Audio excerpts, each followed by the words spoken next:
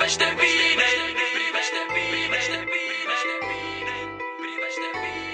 privește bine. Uite-te în spatele tău, te așteaptă tot ce mai rău. Dacă nu înveți să depinzi doar de tine, acum ești fără ai tăi, înconjurat de cei răi, și toate astea te fac să vezi bine. Și știi că în spatele tău te așteaptă tot ce mai rău. Dacă nu înveți să depinzi doar de tine, acum ești fără ai tăi, înconjurat de cei răi, și toate astea te fac să vezi bine. Nu uita că e plin de capete seci, știi că ei nu vor să întreci. Tu mergi mai departe de fapt și nu uita la capul ce te legi.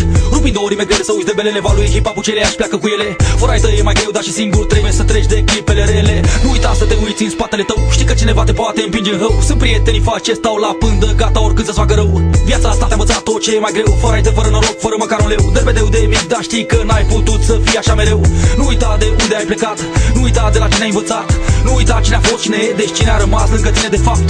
Nu fugi doar ca să ajungi departe, ia orice că poate de drumul spre moarte. Și oricât de în fața ai ajunge, ține minte și mereu să te uiți în spate.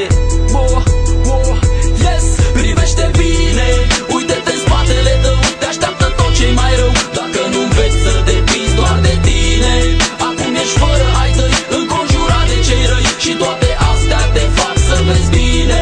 Și știi că în spatele tău te așteaptă tot ce mai rău. Dacă nu înveți să depinzi doar de tine, acum ești fără ai tăi, înconjurat de cei răi, și toate astea te fac să vezi bine. Am plecat pe acest drum fără să mă gândesc că poate fi ultima dată când pe pământ pășesc. Mi-am dorit libertate și am primit înapoi multe palme date, haos și gunoi. Nu mai suport, primesc tot, dar în schimb nu pot să iau nimic. Aud doar voci șușotind, de fapt ei nu spun nimic. Și când vreau să vorbesc, nu înțeleg ce le zic. Acum e timpul să le explic un pic. Vorbesc de acei oameni ce nu știu pe unde s-o ia, cuprinși de panică și probleme, își iau viața și nu mai pot încerca. Nu vor să schimbe ceva, își au rămas bun în gând și pleacă noaptea. Vorbesc de atunci când ni s-a promis libertatea. Acum ne trezim că îmbrățișăm singurătatea. Sistemul ne trage în jos în timp ce așteaptă partea, iar noi nu facem nimic și ne așteptă moartea.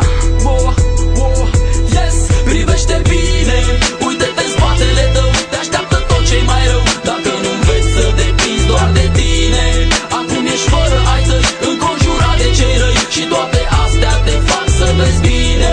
Și știi că în spatele tău te așteaptă tot ce mai rău. Dacă nu înveți să depinzi doar de tine, acum ești fără ai tăi, înconjurat de cei răi, și toate astea te fac să vezi bine.